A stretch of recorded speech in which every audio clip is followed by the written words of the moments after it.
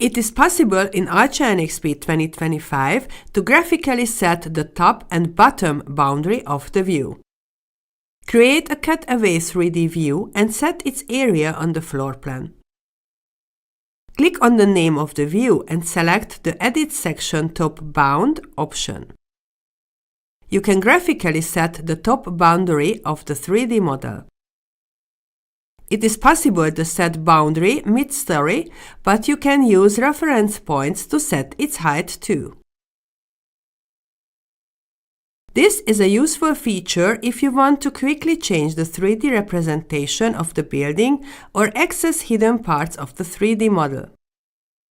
If you want to reach another part of the building, you can move the boundary anytime. If you want to set the original top boundary height, activate the command again and move the boundary plane to the top. Create a section view of the building. When the section is activated, you can access the most common comments from the dashboard. The Edit Section Top Bound can be found in the dashboard or by clicking on the view's name. Activate the command and set a new top and bottom boundary for the section view.